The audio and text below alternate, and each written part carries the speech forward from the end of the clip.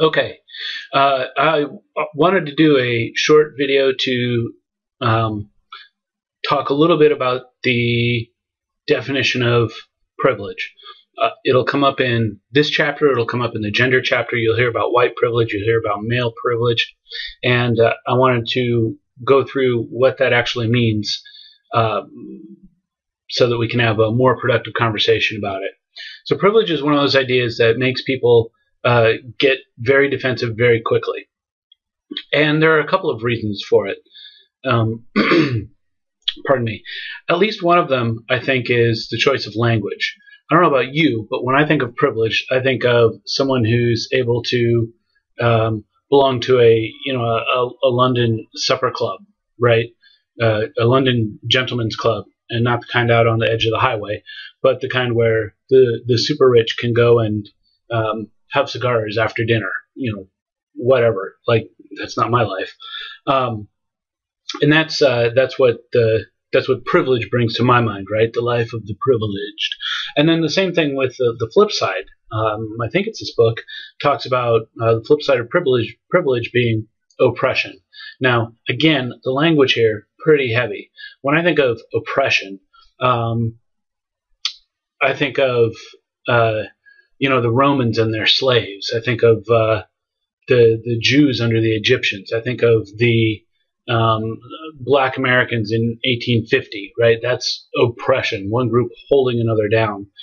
And in today's world, where it's not any of those examples, oppression is a heavy word, right? So privilege and oppression are words that carry a lot of moral weight and make people very mad very quickly. That's the first reason I think that people fight about it. The second reason I think people fight about it is because in talking about privilege, especially, but privilege and oppression as twins, it's not as if being white makes life easy, right? I don't know if you noticed, but I'm a middle-aged white male. I'm also not rich. I'm not running the country, and have no power really to speak of, right? So if white males are the rich guys and running everything, and if there's all of this privilege which comes from being a white male, why am I not in the top 5% of income earners in the country? Believe me, I'm not. Okay. Now, and the thing is, that is not really an adequate understanding of privilege. Okay. At least not the way social scientists try and talk about it. So again, just like we started with the last time, many of our arguments and discussions come from poor understandings of shared definitions, or perhaps not having shared definitions at all. Okay, so in terms of trying to understand this, I think maybe it's easier to think about it in terms of advantages and disadvantages. Okay, we all understand that, and we understand that there are very few advantages that are going to make your life super easy and materially well off, right? That would be a wonderful advantage. But we understand that going to a little bit of a better school system gives you a little bit better of an advantage than someone that goes to a little bit of a less good school system. It doesn't mean that you're guaranteed that the person that went to the better one is going to do better. It's just that they have an advantage. Their life chances are a little bit better than the person that goes to one a little bit worse, right? So when social scientists or scholars talk about privilege, they're really talking about multiple axes at which these things can interact. Do men have advantages in this world over women? Sure. Do white people have advantages in this world over minorities? Sure. Does that mean being a white male means you won't be living in a trailer with a crappy job? Absolutely not. Still a possibility, right? It's because of it is what it is. Okay. Now, the next part about this is what they actually mean by privilege and oppression, right? So what I put here on the computer for you to read is this is a lay definition, an easy definition. But privilege is essentially the advantages that life comes with when you can assume you are the default, right? So what does that mean? If someone says American, if someone says that person is an American, and everyone is going to assume that person's white, unless we say it's a black American, right? If you can assume that Americans are white, unless they're not, that's what being the default means. Forever, and still to a certain extent, we use gendered language that assumes, unless you specify, the speaker is a man. The default generic is he, right? And it's not a she unless you specify it's a she, right? But if it's neutral, you're going to use he. It's just the way it is, all right? But what does that, and people will talk about this in terms of sexuality, actually. That's a great example. So one of the frustrations you'll hear from gay couples is that if they're out in public and they hold their hands, everybody gets grossed out and is mean to them. I would hope it's better than it used to be, but you get the idea. Or if a gay man is at work and says something about his partner, everyone's going to assume his partner's a female unless they know the man, know his partner, and know all of his history, which is a lot of history to have to know about somebody, right? Now, remember in the last session I spoke about these averages and these generalizations.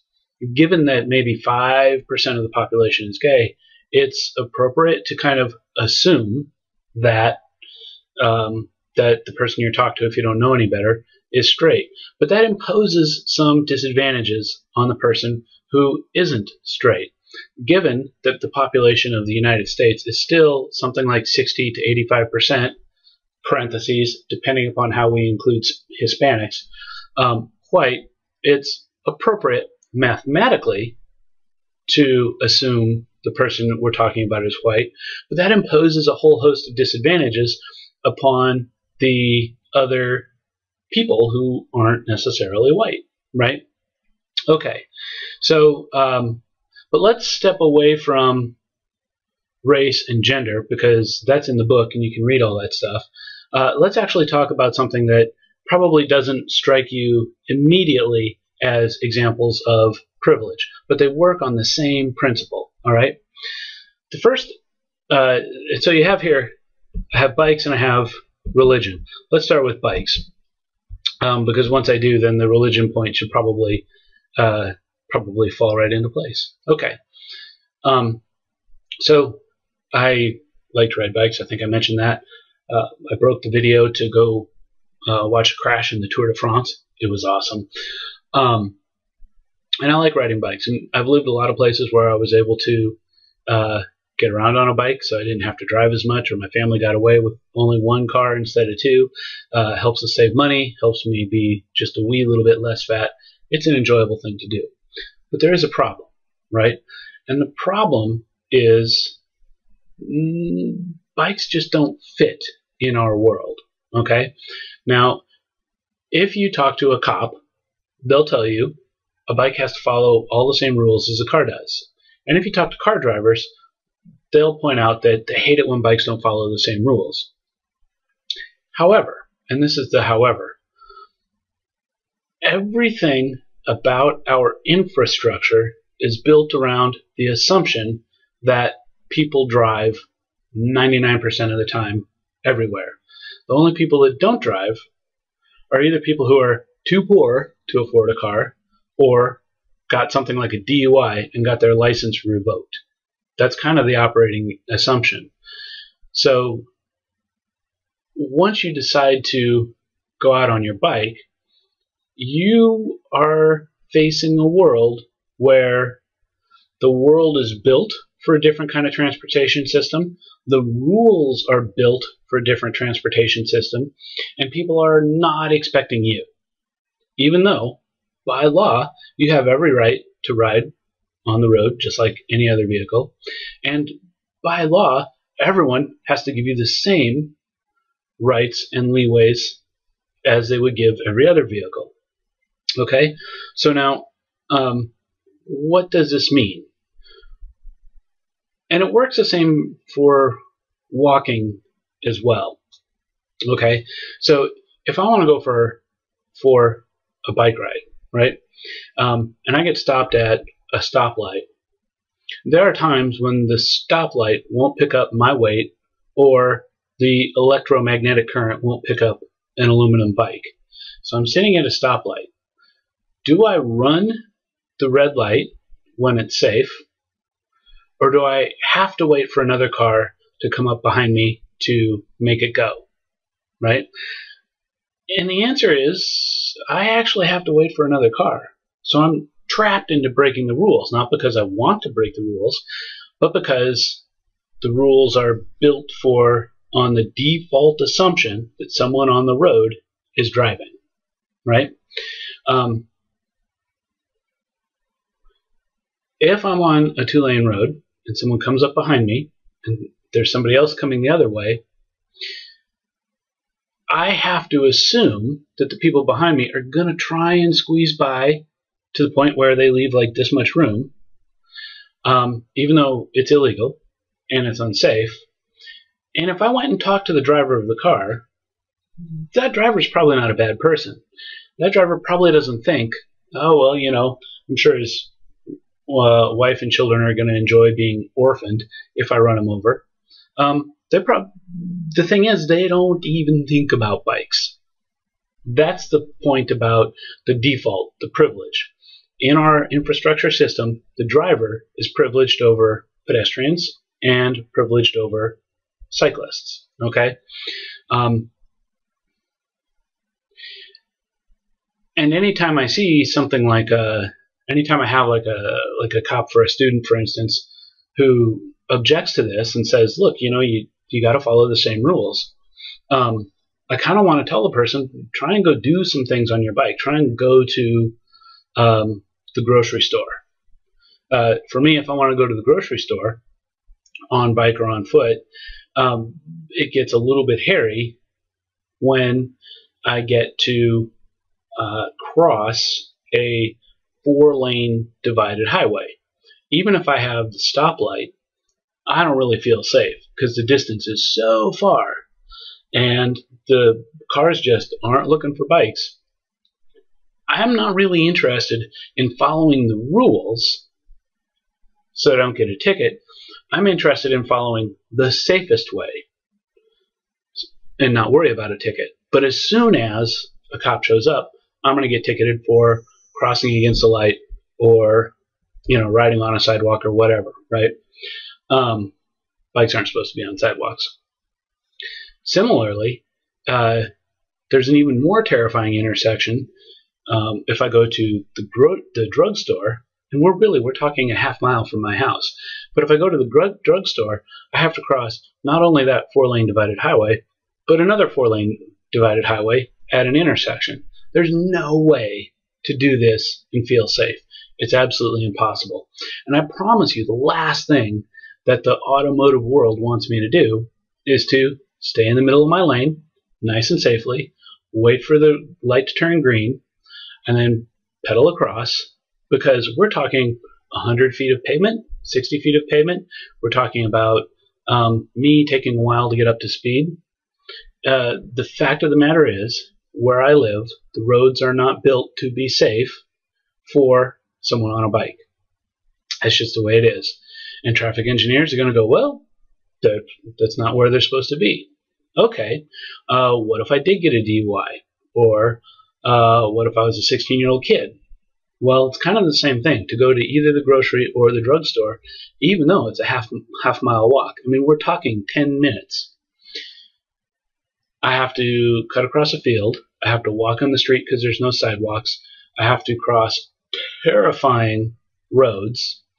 And if I'm going to go to, again, the drugstore, not only do I have to cross one terrifying road, I then have to walk through a parking lot because there's no sidewalks and cross another terrifying road. and then walk through a drainage dish. Okay? Now, I'm not complaining. It's the way the system is built. But the point behind privilege is, even though it's entirely legal for me to walk to get a prescription filled, and it's entirely legal for me to ride my bike to buy a battery, and in many ways it's a good decision to do both of those things, my neighborhood wasn't built for that. Everyone who lives here, and everyone who designed the system, and everyone who built the system assumes if you live here, you drive a half mile to buy a battery, right? And even though the laws theoretically cover cyclists, and even though cyclists theoretically have full right to the road, and even though pedestrians theoretically have a light and a crosswalk to cross at, the fact is, it doesn't feel safe at all to do that, right? You're always on the defensive, okay? So that's one example of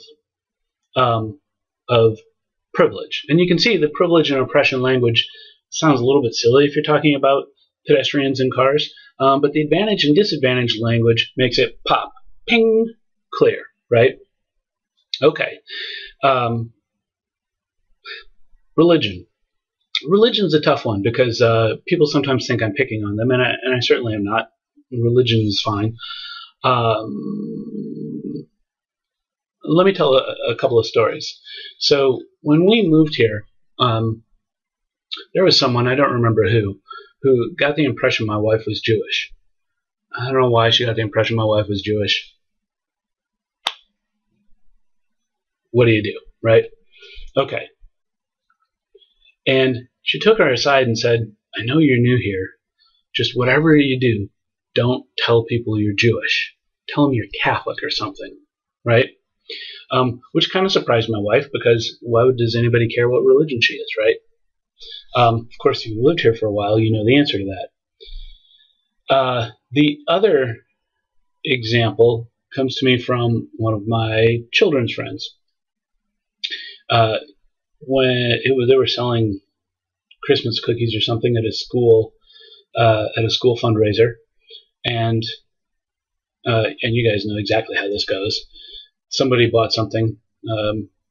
As the story goes, it was a lady. So some lady bought something, and the girl said, "Happy Holidays," and the woman kind of walked away and then reconsidered and turned around and came back and said, "Do you say that because you have to? Happy Holidays?" And the girls are kind of like, just trying to be friendly, whatever. And then the lady launched into, this is a Christian country and you should say Merry Christmas, and it should be Christ is the reason for the season. She did her whole thing, and then she left. Okay. Obviously, she's certainly free to have her opinion. She's certainly free to express her opinion, but this is kind of an important but. One of these girls is a first-generation immigrant whose parents got here in the 90s because they were fleeing the Bosnian Serbian war, where the Muslims, the Eastern European Muslims, were being persecuted. So her family are Muslim and came to the U.S. for religious freedom. Okay? So when this girl gets this lady in her face saying Christianity, Christianity, Christianity, I don't know, she went off to the bathroom and she cried for a while. High schoolers. Anyway, okay, so notice with both of those conversations, or both of those examples, the role a Christian is playing, and I don't want you to think I'm picking on Christians, I just want you to see, if we're living in the United States and someone says they're religious, then it's appropriate to assume that they're probably Christian just because most religious people in the United States are Christian. Okay? And most people in the United States at least believe in God. So it's not a far off assumption. However, for a country that has written into the Constitution no establishment of state religion, and for a country that's built upon the idea of religious freedom, we have to remember not everybody is Christian, right? And what both of these examples show is somebody being frustrated that they can't assume everyone is Christian, right? So the Jewish woman who spoke to my wife had enough frustration at the hands of Christians who assumed if you're religious, you're Christian, that she's giving warnings to other people she thinks are Jewish. The Muslim girl whose families fled religious persecution is getting lectured at by someone who thinks she's saying happy holidays because we're taking Jesus or God out of the public sphere. Okay? And that's what I want you to get at. As soon as you start thinking about the conversation surrounding happy holidays or Merry Christmas, and I'm not taking sides here. I don't care what you wish or who you helped or who you go to church with. But so much of the fight around this issue is exactly around whether or not Christians can and should assume everyone else is Christian. It's the exact same problem that we're talking about with the bikes.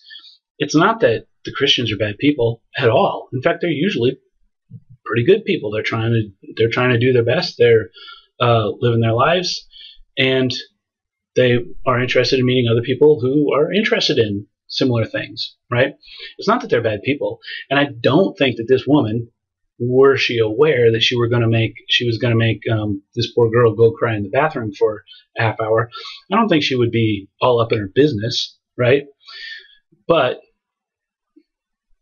the idea that Christianity should be the default and will let others live here if they want to, but they got to put up with the default, is exactly the same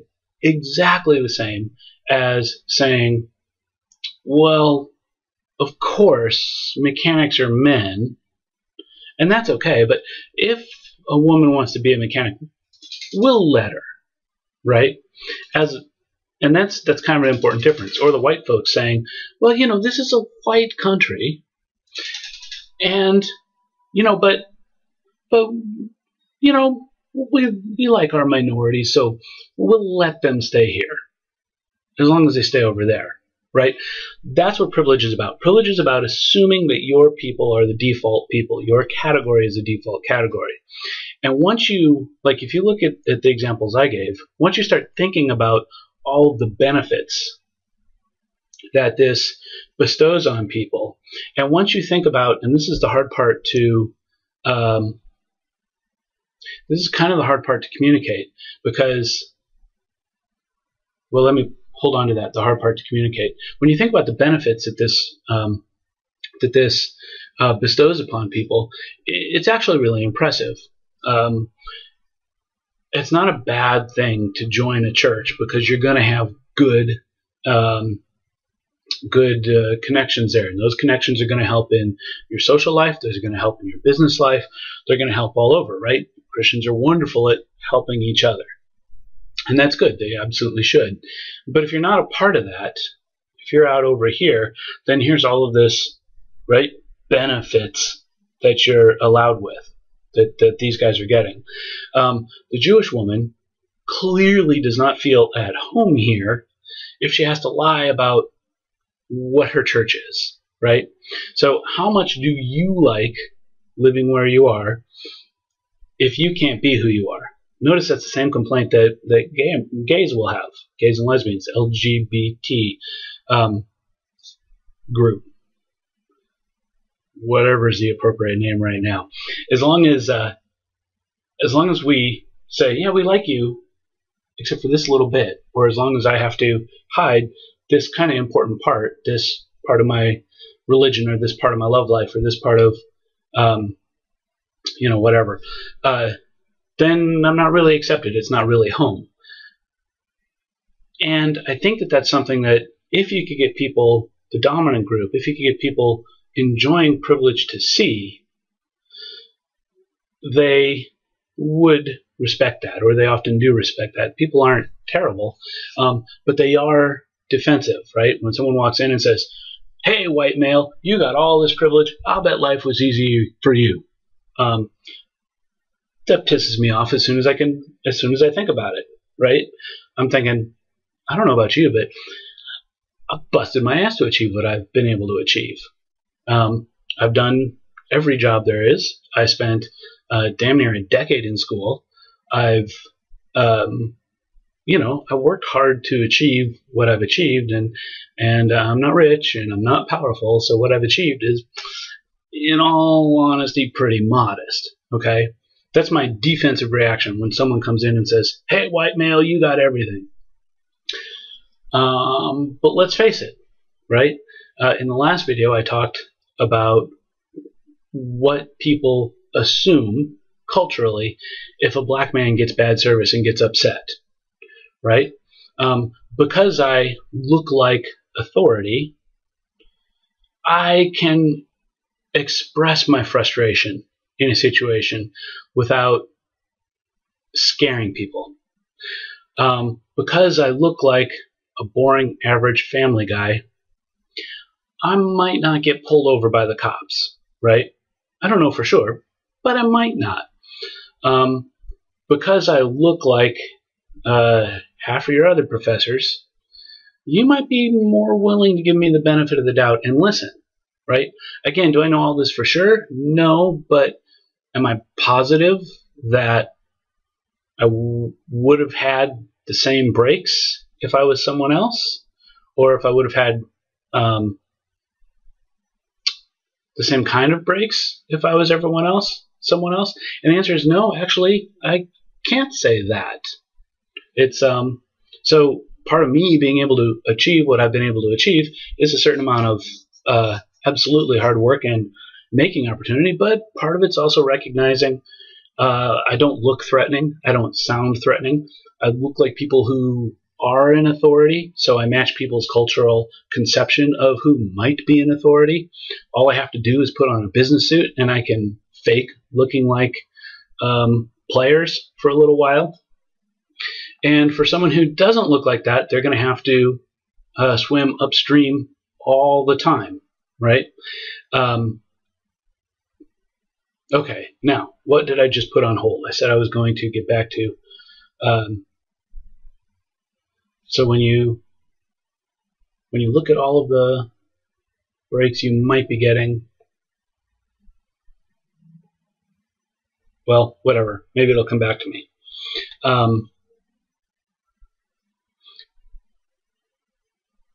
So the frustration that many Christians have when the 10 Commandments get moved across the street from state land to private land across the street, because the default assumption that this is a Christian country is changing, the frustration they feel is exactly the frustration white people feel when somebody says, look, you don't understand because you're not tuned into seeing it every day. That's the other point I was going to make.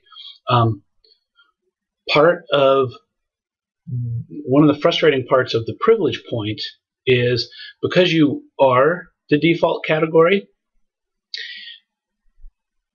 and because you live your life in a world where the default category is the default, there's a whole lot of experience you don't need to see and hence are never privy to, which is exactly why when these police interactions with the black community happen, all the black Americans I know go, yeah, it's like that, and the white Americans like, oh, he shouldn't have been doing something wrong, right?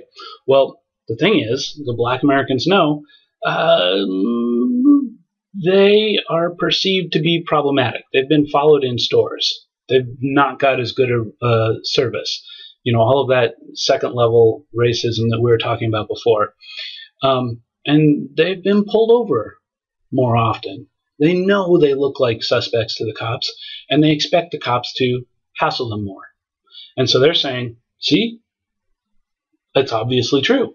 Whereas the white Americans, they're just going about living their lives. They don't get hassled by the cops much, and when they do, they may well have been screwing up in the first place.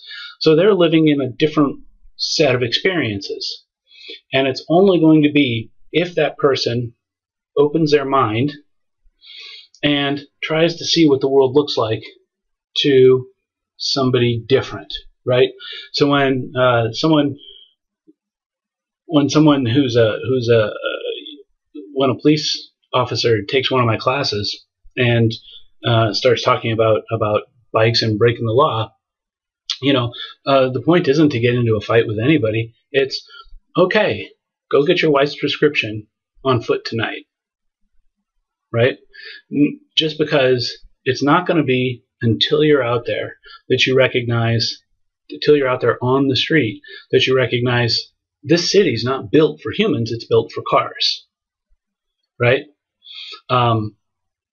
So that's privilege. Privilege is being able to assume that you're the default category and being able to benefit from that defaultness, even if it's just a little bit, but it's a little bit over and over and over and over and over again. Being able to benefit from that defaultness often without even recognizing it, right? It's a comfortable world when I can go out in it and know that as a Christian white male, I fit in. It's my country. Of course, the Jewish women, well, they can be here if they want, right? And the black kid in the ghetto, well, it's don't do something wrong and the cops won't hassle you, right? There's blinders there, which of course isn't, there's blinders there. That's what the whole discussion about privilege is trying to get at. I hope this helps. Comments, question, reaction, rebuttal, editorial reply, put them in the discussion forum.